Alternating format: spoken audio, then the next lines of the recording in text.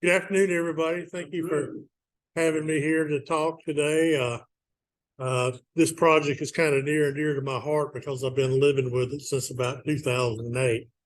As we all know, as civil engineers, there is no such thing as instant gratification.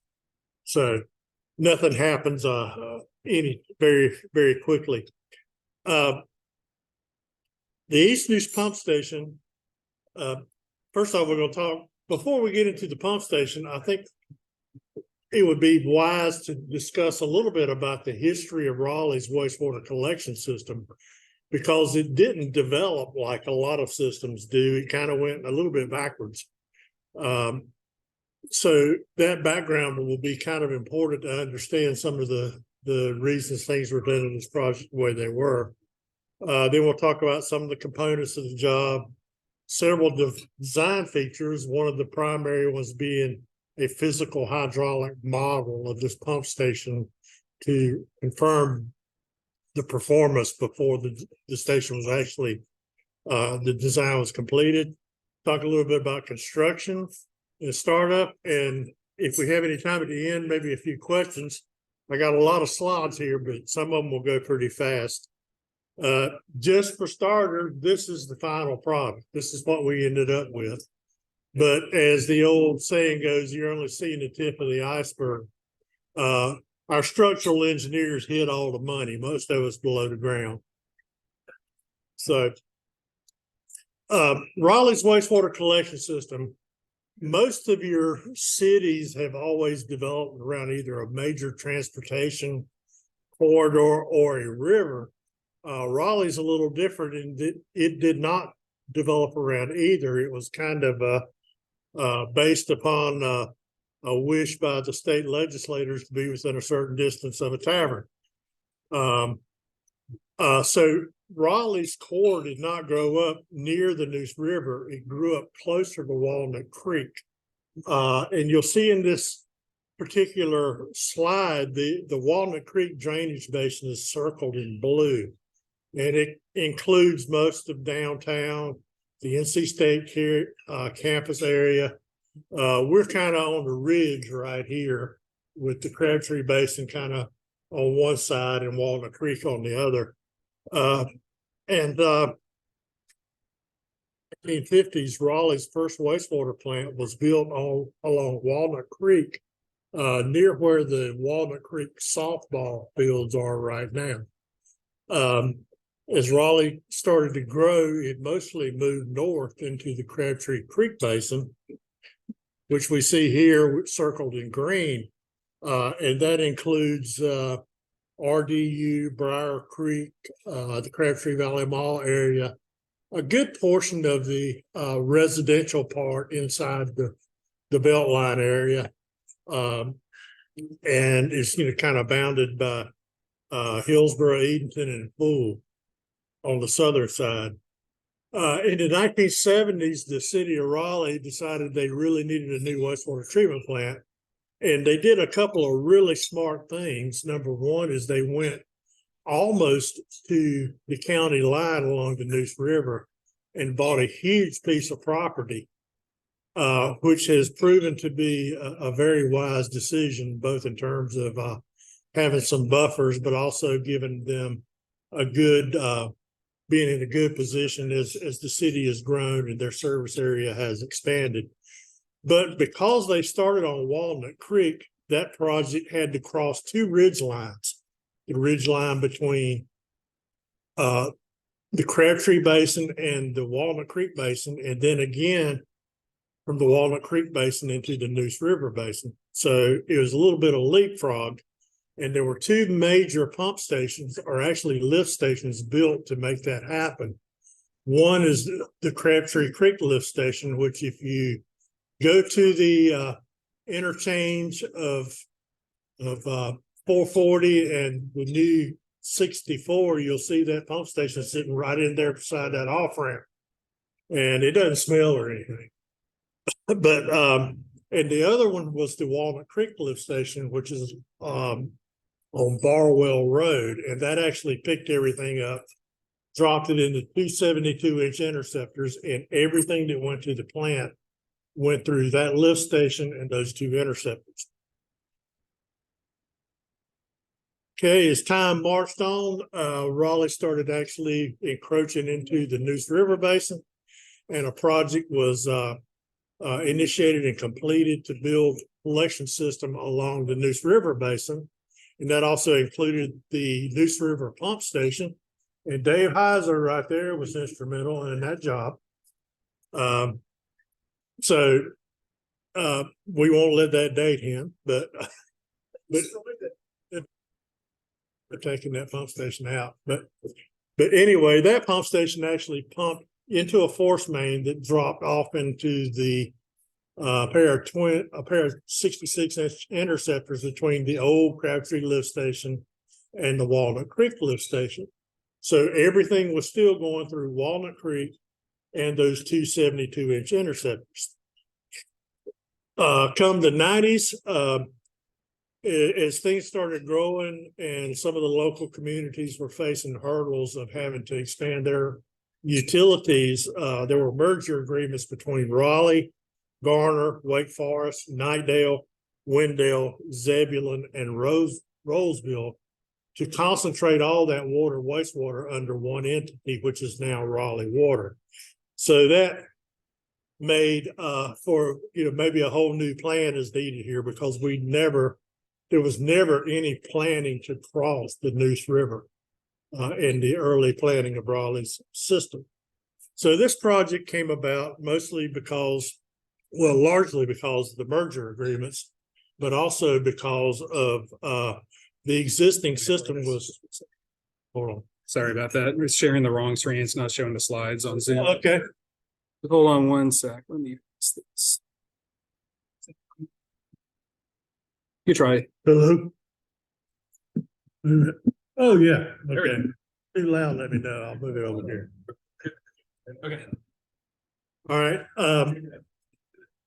The other thing was a lot of the Raleigh system was, approaching its capacity, and we even without taking into account all the new areas brought in by the merger agreements.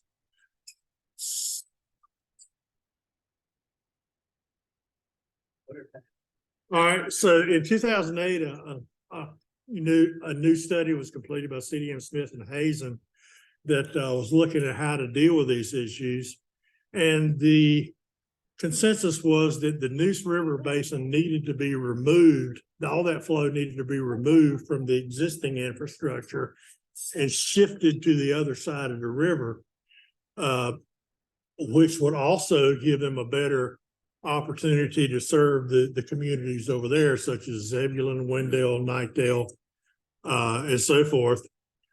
The next was they wanted some wet weather relief for the Walnut Creek lift station, because during times it became inundated and flow was backing up into the system.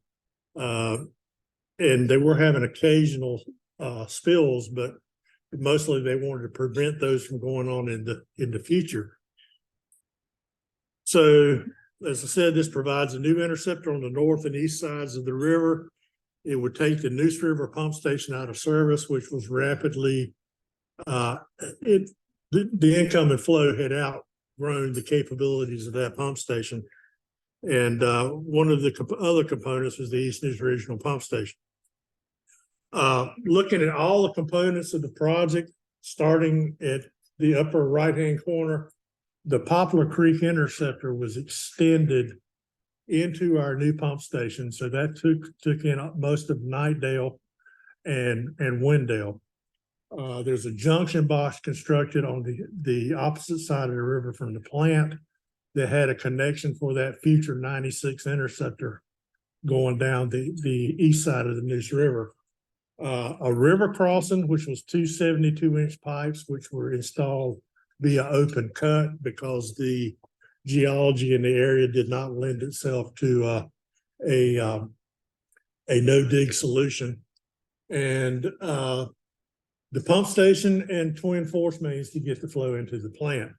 Along the course of the project, something else happened, is that there was a study done of the condition of those twin 72 interceptors, and they turned out to be a lot worse than anybody thought. And initially the plan was to send both of those force mains all the way to the headworks. But since those sections of pipe needed to be replaced, we said, hey, why don't we just put a bigger pipe in there and shorten the force main? And that ended up saving the city about $4 million to go that route. Okay, so talk about the pump station. One of the big challenges was the wide swing in flows here.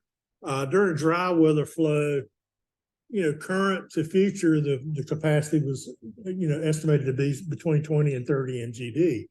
But during a wet weather event, that flow could go up as high as 100. So that's a pretty drastic difference in flows. So that dictated a lot of decisions that were made, is how to handle that wide swing without being inefficient at either end. We looked at a couple of options for the wet well, one being a self-cleaning trench, and these are, I'm sorry, the titles are backwards. When I converted it in PowerPoint, it didn't pay attention. The confined inlet is actually on the left, and that is basically like putting a pump in a can. The self-cleaning trench wet well has become more and more prevalent in recent years, and that is dictated, shown on the right. The self-cleaning trench is it's a bit of a misnomer. It doesn't actually clean itself. It has to be initiated manually, but you do it without having to go in there. It's all an exercise in starting and stopping pumps and controlling your flow. The self-cleaning trench wet well was selected. You see one here before the pumps are installed. This is not East Neuse, this is another one, but it was a good clean shot of what one of those wet wells looked like. What that wet well does is it provides a pump approach that prevents sediment and surface scum from accumulating. And when you clean it, you actually draw that wet well down almost empty. And that OG spillway going over creates energy that churns everything up. It basically creates a hydraulic jump at the bottom that, as it moves across, it scours the bottom of that wet well. And it's a pretty effective method if you do it as often as it needs to be done. Said the design parameters were 102 MGD. We wanted some screens in front of these pump stations to protect them. We put in 3/4 inch bar screens. It is a dual wet well station. There's two wet wells side by side to accommodate those flows. So under normal circumstances, only one wet well is in operation. But as the flows go up, more screens and the second wet well are brought online. And then when the flows go back down, they flip, go the other way. Initially, there were 4 pumps, and this whole thing was modeled at Clemson Engineering Hydraulics in Anderson, South Carolina. And that was a really great experience. And it was, a lot of good things came out of that model. For those of you who are not familiar, a lot of the pump designs are based on Hydraulic Institute standards. HI 9.8 kind of gives a guideline for designing the intakes for these pump stations. And it establishes a lot of criteria for rotordynamic pumps. And why is that important? In order for a pump to perform at its best, you need to have an intake condition that minimizes air entrainment, vortexes, which is swirls, or any imbalance in the velocity distribution across the bottom of the pump. If you've got that impeller spinning, think of it as like a bicycle wheel with spokes. Everything is fine, but if you stick a drumstick or something in that spokes, it's going to just really make everything twist. And the same thing happens in a pump. If flow is coming in varying pressures across the face of that impeller, it can really damage it, not only the impeller, but it causes everything to twist. And that will have a really negative impact on the bearings and the overall life of the pump. So if we can minimize any of those conditions and provide a steady flow and an even pressure all the way across the face of those impellers, our pumps will run a lot smoother and last a lot longer. HI has some very specific guidelines for designing these type wet wells.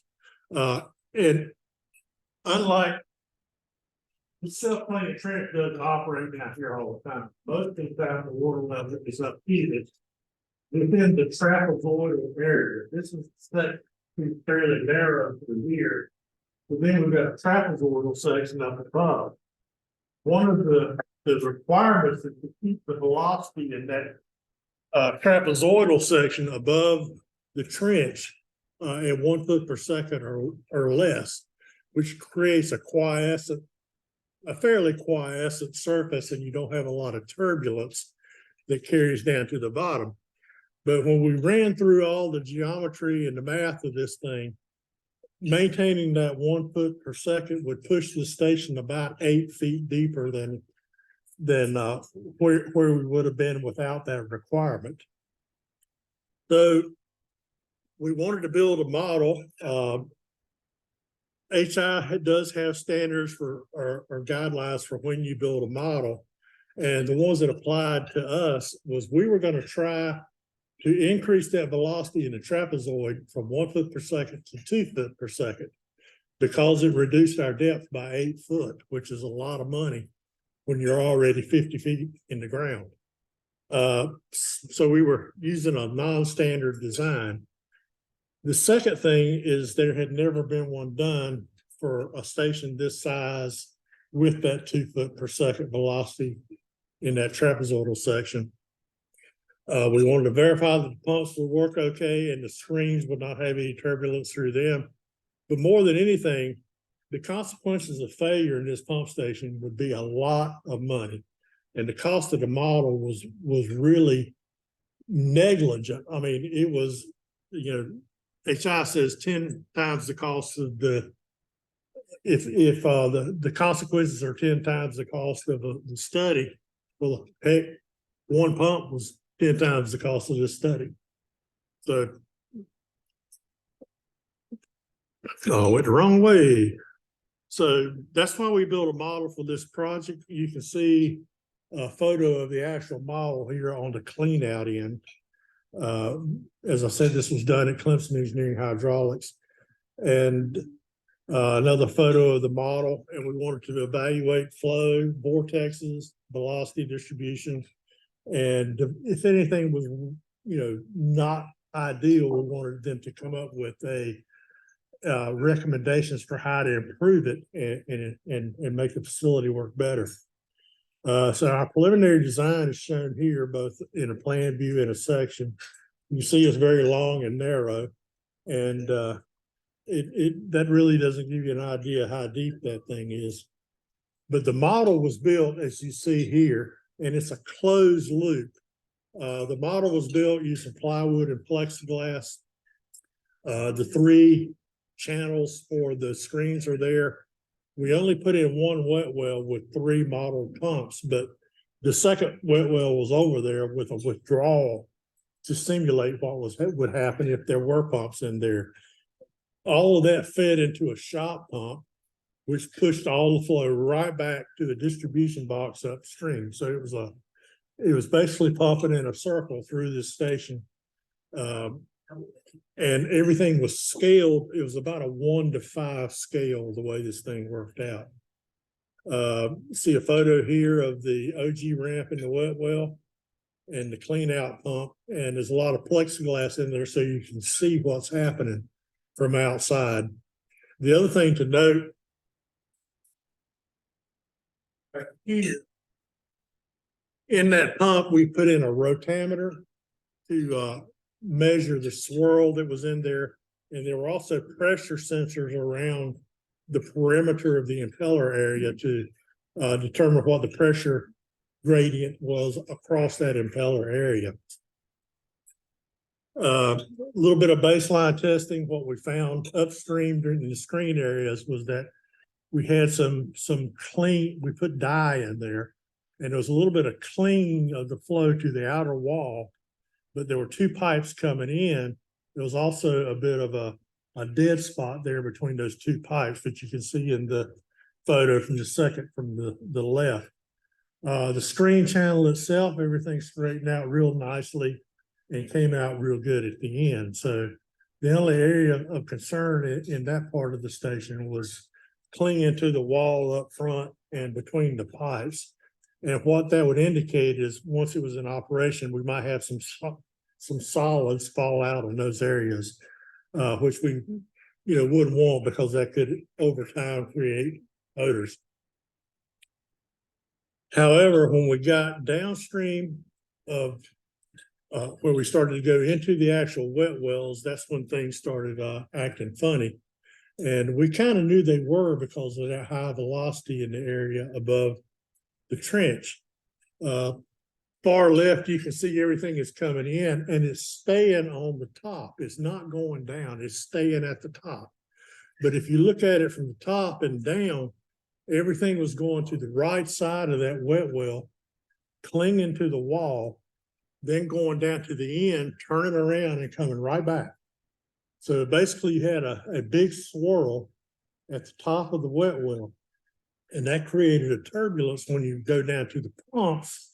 That flow was all over the place. If you put the dye wand down at the bottom, it would go this way 1 second, go that way the next second. Everything would go to one pump or not to the others. So it was really kind of a turbulent mess down there, which is really what we kind of expected. These were the measurements taken. It's probably hard to see, but this area right here is the measurement of the turbulence and the velocity profile across the face of the impeller. And that is from pump 1, pump 2, and pump 3. And you can see at the bottom, they're different for all three pumps because the swirls were going in different directions.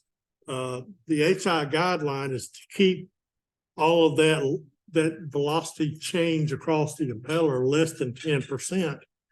But as you see here, it was more than double that for two of the pumps and just barely above it for the center pump. The other thing is the pre-swirl, which is the flow actually swirling around inside the pump. And you could look at that rotameter in there and it was spinning like a top. And that pre-swirl, the angle of the pre-swirl recommended is less than 5. But you see here, we went from 3.7 up to almost 12.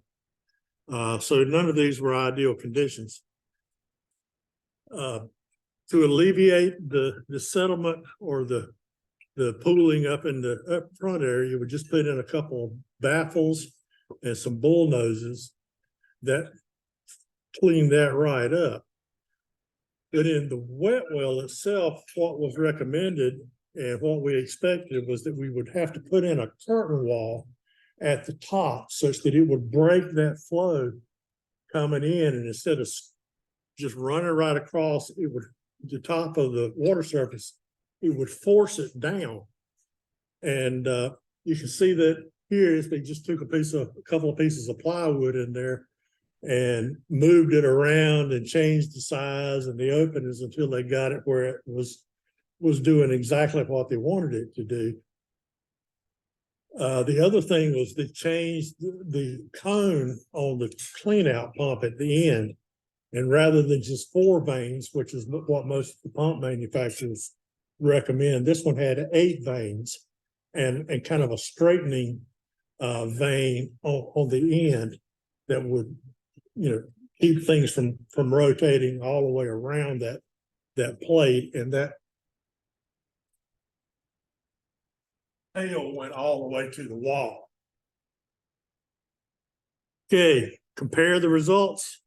Before, the velocity and turbulence was between 10.8 and 23. We dropped that to 7.8 to 9.7. So that put us right in where we needed to be. For the pre-swirl, everything dropped to less than 1. from before we had one reading of 11.7. So that cleaned everything up, put it within tolerance. Those improvements were incorporated into the final design. And so there we go from there. This is the overall layout of the pump station. At the top, we've got the screening room. All our flow comes in here. We've got 3 screens, but here close to the 2 wet wells. All of the screens are conveyed over to here, where we've got a couple of roll-off containers. And when we're thinking 102 MCD, that's a lot of screens during a wet weather event. So these are 30-yard containers, and they fill up every couple of days. Just for example, we've got a electrical room over here, and everything in the areas that are above grade and all below grade is ventilated to an odor control system. This is a section view through the entire screening area. Flows going from your right to your left. These screens, I think, are 48 feet long, and they just barely fit on a trailer to bring them in. And this is the wet well area. As I said, we installed 2 pumps. That third pump, which is the clean out pump, sits about 2 feet lower than the other pumps. So during the clean out side, everything is roughly outside. The water level is dropping because it flows the tank down the throttle, how much flow comes in. You run it down, and then the level follows the hydraulic pump working all the way down to here. And when this pump starts cavitating, that's when you turn it off. Okay, just looking at the plan versus what we ended up with, the lower one is an architectural rendering of what we expected. The photo in the upper right is the final product. So you can see it looks very, we got exactly what we were expecting. The curtain wall that was recommended by the hydraulic test, the model is in the upper right. The actual OG ramp and the curtain wall as it was built is in that lower photo. It's fiberglass. A lot of permits involved in this. Army Corps of Engineers, because we were in the river area and we had a river crossing, and there were a lot of wetlands on the other side of the river. NPDES stormwater, we had to verify no rise. Not because we feel so much where the pump station is, but there is an EQ basin right next to it, which is a high hazard dam classification. And we had to check to make sure that if that dam failed, that what we did would not impact what happened in that event. So that was a new one for me. This was a little unusual. It was the city of Raleigh's, but it was in Wake County's jurisdiction. So we had to deal with both Wake County and the city of Raleigh.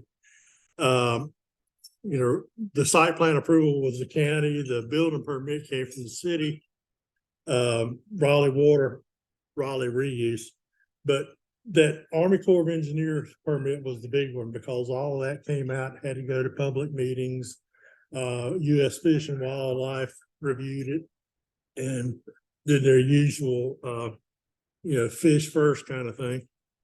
But that's the way things go. I'm real proud of these numbers. The bid price on the facility was $51.6 million. The contractor was TA Loving out of Goldsboro. Change orders for this project was $433,000, so it was only a 0.84%. And COVID hit just after this pump station construction started. So I think that's quite incredible that we held the line on cost, because costs were going through the roof. And one of the big problems we had was the variable frequency drives were ordered and expected to be delivered in April of 2021. We didn't get them till 2023. As I said, there was a river crossing. This was accomplished by putting in a porta dam 2/3 of the way across the river, building the pipe in that section, then pulling everything up, moving to the other side of the river and coming back the other way. And we were required to keep the pipe 6 feet below the river bottom, which is one reason this pump station was so deep. And everything had to be encased in concrete. One of the other things is we had that junction box on the other side with electric gate actuators. All the power and communications went through a conduit that was a prefabricated pipe chase that was set in place between the pipes and included in that encasement. So all that was prefabricated. A couple more photos I have here, the excavator victory marches. They walked away after everything was done. We had a couple of very distinguished inspectors show up one day. And an overhead view of second phase of the crossing. Replacing those 72-inch interceptors with 96s was a real challenge because we could only take one out of service at a time. And if a rain event was anticipated, the contractor had to button everything back up and put it in service. So you see that unusual fitting there where it would transition from a 90 to a 72. There were 2 of them. One was a temporary into the headworks. The other one was such they could drop it in place, close a connection up really quickly. You can see how they were starting to do this here, where they had the big pipe there and we're starting to put block in there to block it up for that connection. The pump station excavation, this excavation was quite deep. One of our local engineers did a excavation plan for the contractor. They put in 50 well points around this station around this excavation to keep it dry. Went down, benched, went down, then at the bottom went straight down with soil nails. So about every phase of civil engineering was involved in this: geotechnical, structural, sediment erosion control, stormwater, hydraulics, you name it. But the only thing we didn't have was a highway. Pouring the concrete. This was kind of interesting to me that they have this huge concrete pump over there and two trucks feeding it, but they got a hydraulic excavator there with the bucket sitting on the leg of the concrete pump to keep it from tipping over. Pretty long reach. Some more of the concrete work. Some of the below grade construction. You get a feel for how deep that thing is in there. This is the left one is when they put that OG in there. That is a stainless steel fabrication, and then they poured the concrete and formed it underneath, and the finished one is on the right. This is later on when the pump was installed. There's the baffle installed, and you can see looking up at the pump as it was being lowered down. Looks like a missile being loaded into a silo. Pump just above that splitter. Above ground, over to the right, you can see the photo on the left. The right-hand side of that is our odor control system, which is twin bio-trickling filters. We have 12 air changes per hour in the areas below grade, and then a couple of those rooms. So far, we've not had any odor complaints from anybody. The only complaint we had was a noise complaint from someone on the other side of the river who only heard it after dark. And we come to find out it was the fan on the odor control system is what they were hearing. It wasn't the pumps or anything else. It was that fan. Inside, these are our screens. They're totally enclosed in an enclosure, and there's a pipe coming off the top of that screen enclosure that goes to the odor control.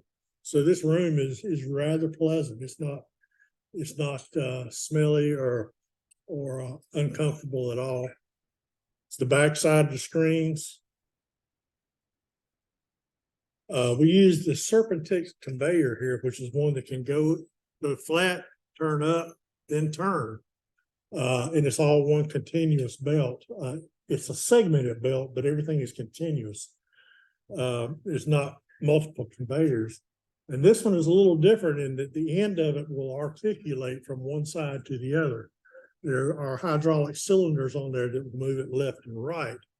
And the reason for that is we have these 30 cubic yard containers. We fill one. It is sitting on what's like a little railroad car. This is called a container wagon. And an ultrasonic level sensor senses when the screenings in that container hit a certain depth, it will move everything about 8 feet and then continue. So you end up with 3 or 4 different piles in there rather than having to shift the thing around or go in there and rake it around. But when one container is full, it moves to the end of the room. The conveyor articulates to the other one and it switches to the other one. They can haul these off with the city has several trucks to do this. It's actually their farming operation out there that does it, moves these containers. These were the pumps just before they were installed. After installation, one problem we had is these pumps, when we were doing the design, the pump base had legs on it, or these quadrupeds. We can see here, the pump manufacturer changed their base design and said we didn't need them anymore. They had all these vibration analysis done, structural analysis, whatever. Put them in place. When the pump hit 90% speed, it started vibrating. So our pump guy, a fellow named Carl Frizzell, said, they just got to go back and put those little quadruplegs on there. And he said that just off the cuff, and that's exactly what had to happen. And it cleared it right up.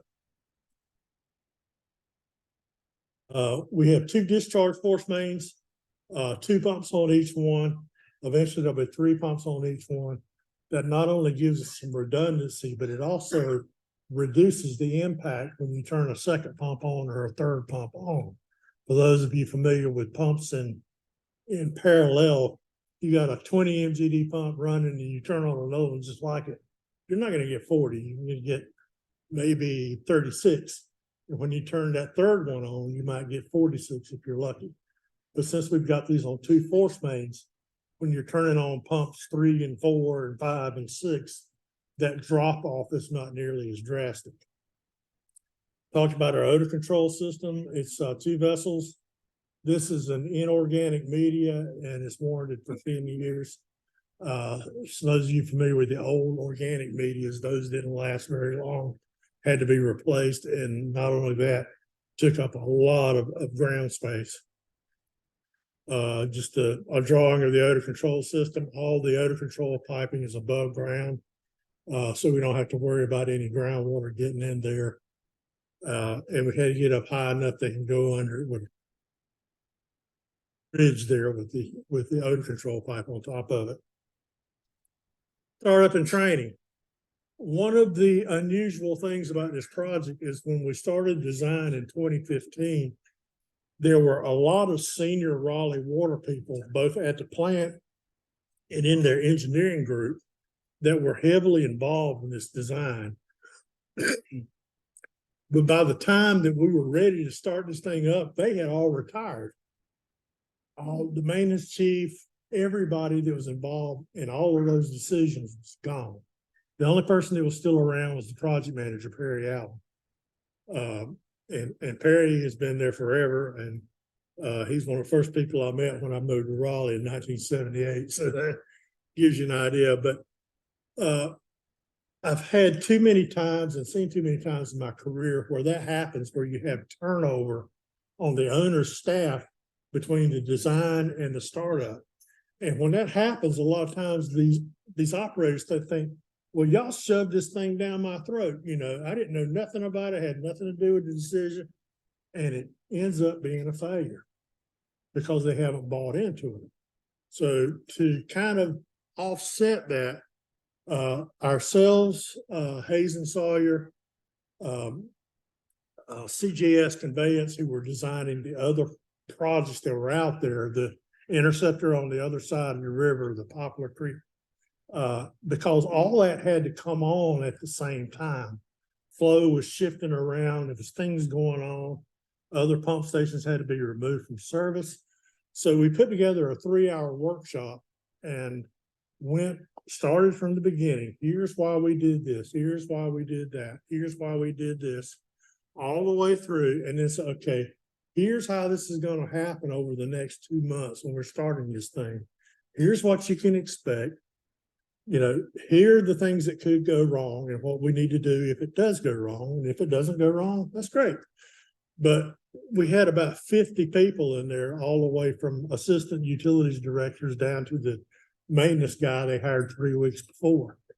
And that was a great success.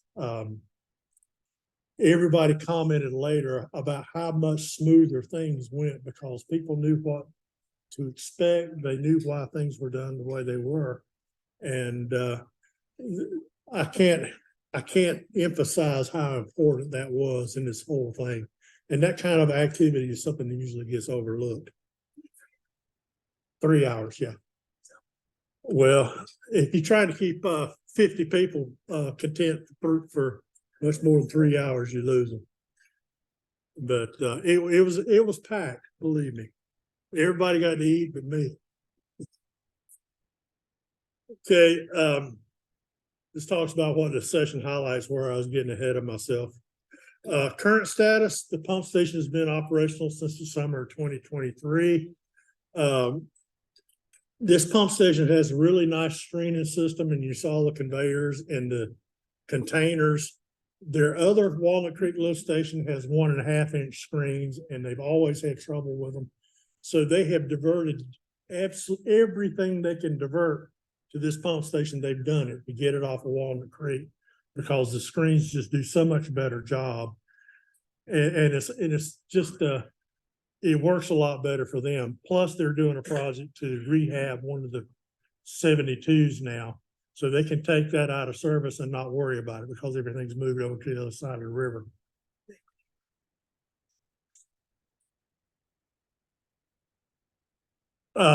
When you get that big, you will have to bring in a jet truck or something like that. They did do that to inspect it just before, you know, I was talking about them inspecting the 72s. They did do that, and it was a major effort. It's just they hired somebody to come do it for them. Yeah, we can shut one down if need be.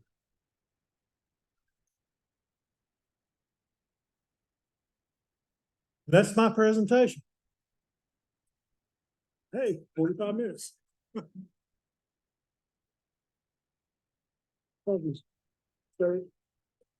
Any questions or yes, Dave? Never heard of a swirl meter. What is that? It's just a rotameter. It's just like a little spinner. And but if there's no swirl in there, it just sits there. If there's swirl, it'll just spin like crazy.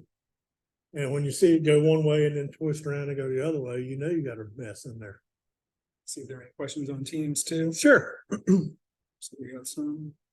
You mentioned the beginning several times HI.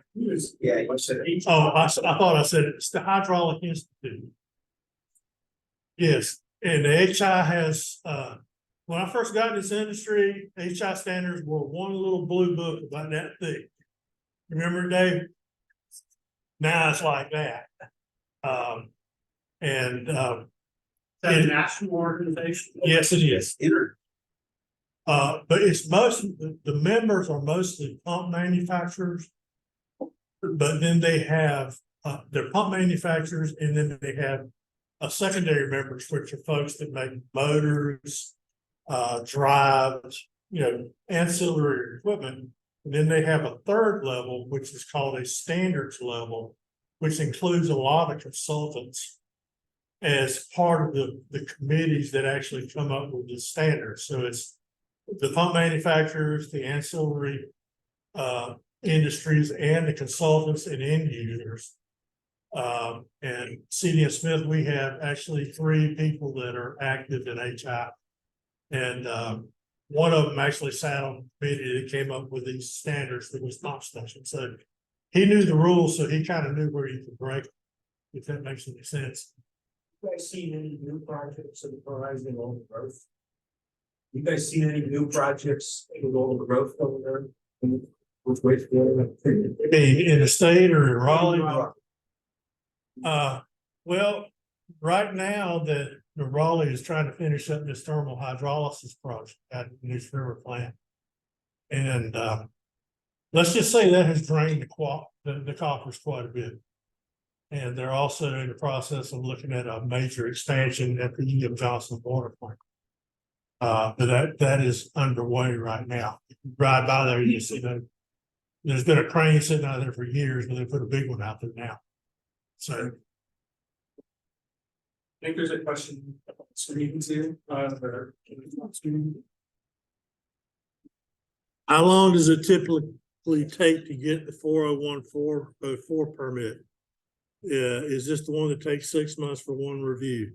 Yes.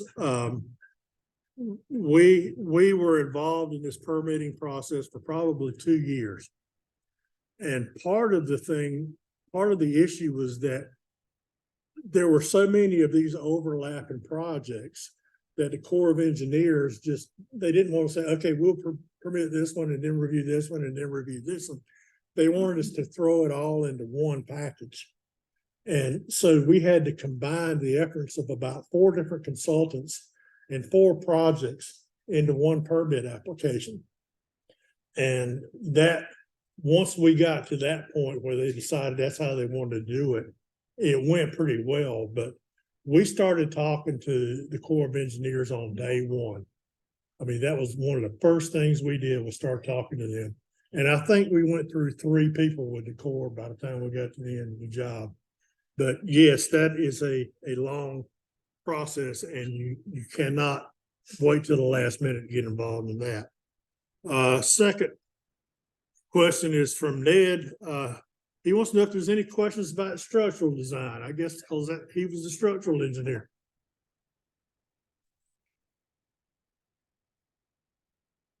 Couple of neat things I'll tell you is the excavation went all the way down, but then they had the 2 wings of the building that were actually placed completely on fill. So the solution was we put in micropiles under those to keep it from having differential settlement. And at this point, we did not have any issues whatsoever. The pump station that they destroyed, that took out, we had the same issue. And the geotechnical said, you do know that there's such a thing as overcompact. When you're going 30 feet down, if you overcompact, it can actually rise, over 10 years or 5 years. Like, wow, that was news to me. Because you got less weight on it than you had before. Yeah, but then you piled it? Yeah. What kind of piles? I mean, The piles they're micro piles. okay. He can tell us about it. Okay. Yeah. I wasn't there for the design, but I was there to see micropiles go in. I think they were 8-inch diameter micropiles. They were small micropiles. We did a fair amount of them too. There's a lot of them. Yeah. So I think that's all the questions that we have here. Oh, we got one more. Yeah, I'm curious about the physical model methodology or certain data you all. You all calibrated, validated using more computer-based models? No, if you get into the Hydraulic Institute standards, the HI standards do not accept the results of a computer modeler. Once you get a, what's it called? I'm having a senior moment. When you do that CFD analysis, okay, you do that CFD analysis, it gets to a steady state and it stays there. It doesn't really give you an idea of what happens when there's a a sudden fluctuation because it just doesn't react quick enough. The model doesn't react quick enough. So HI has said until we can get a CFD model to mimic what a real physical model shows us, we're not going to accept the CFD model. Now they will accept it for areas upstream of the pump station and downstream of the pump station, but in the area where the pump itself is sitting, no.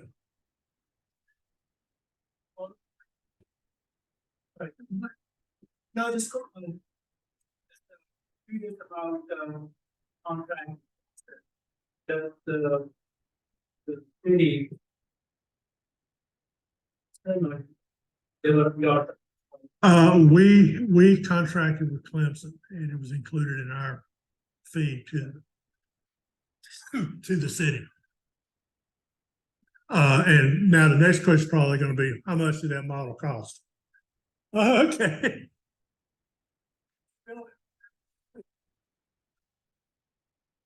It was in the lab at Clemson Engineering Hydraulics in Anderson, South Carolina. Okay, they've got what is basically a warehouse, and they have built, it's like a big swimming pool.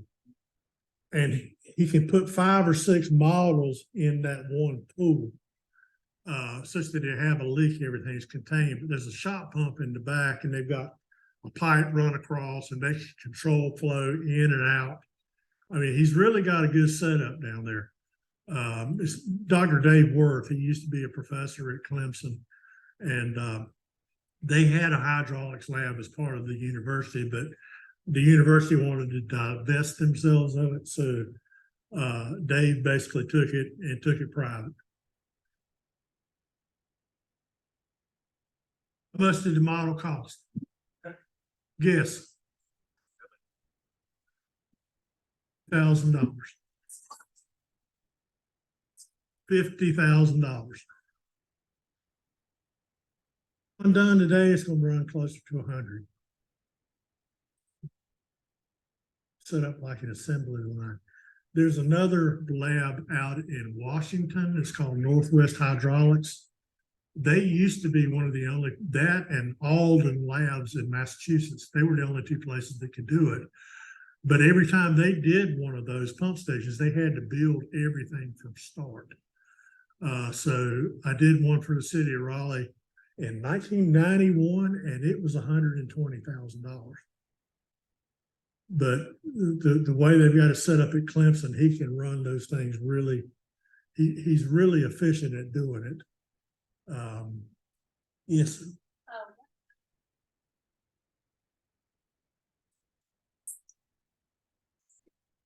Okay, we designed everything based on the future conditions. When we ran the model, we had like, I want to say it was 21 scenarios of different flow combinations.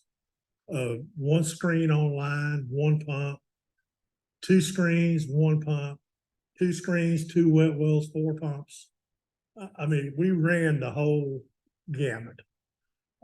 It was a lot of tests. And when they do that, what he generally does is when they build a model, they start running the test, they videotape everything. And that is what they call their baseline test. And then they start putting in any modifications and then videotape all that. So you have a baseline test and a final product test, and it's all saved in some digital file somewhere, so that 3 generations from now, people can say, "Oh, how antique." Anyway. But Clemson modeled it at the 102. Yes. Equivalent of Equivalent of 102. Everything is scaled. One thing and there's a whole science in how to scale these models, and basically, Dr. Worth explained it. It's like you have to have a Froude number in a certain range, and the Froude number is almost like pi. You know, it doesn't matter if you're metric or whatever, pi is always the same. It's constant. So if you can get to a point where no matter what you change, that Froude number is constant, then that gives you an idea that your scale is where it needs to be.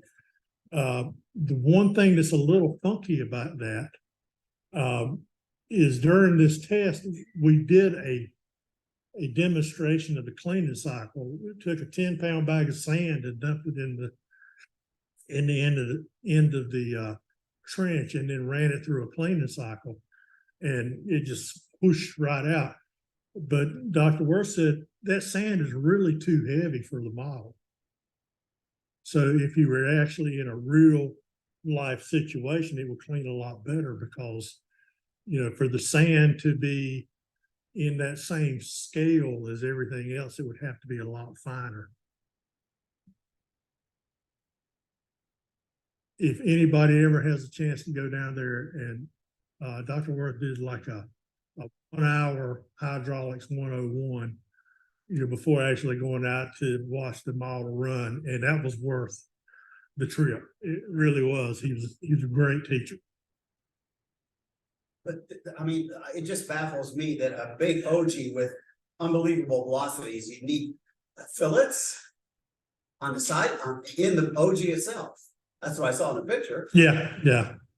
Wow. You think the velocity? Well, when you get down to the bottom, everything is contained within that trapezoid, between the center and that fillet on the side. Everything's in that channel, because it drops down into that level. And it's interesting, the hydraulic jump, it's just like being at the beach and having an undertow. You know, a wave comes in, stops, and then it starts going out. And it's moving faster than the water that's sitting out there. So what happens is that water that's going out pushes the water out of the way in front of it. That's what creates an undertow and drags you out to sea when it's strong enough. Well, that's the same thing that's happening in this OG. You got water going down a lot faster than what it's going into. It pushes the water out of the way, which creates a standing wave. And as the water level goes down, that wave just moves. Yes, sir. Really interesting project. You said the conceptual planning started in 2008. Just curious, what the cost difference was when conceptual planning phase where it was constructed. I couldn't tell you, but that's maybe a little misleading. The conceptual planning was the master plan that recommended this project. That was in 2008. The actual design of it did not start until 2015. Okay, and comparing the costs, it did go up a little bit. We did add to the project because that section of 72-inch interceptor that was replaced by 90-inch was added later. So that the pump station itself was about $30 million. So it's about $20 million for all the pipe work.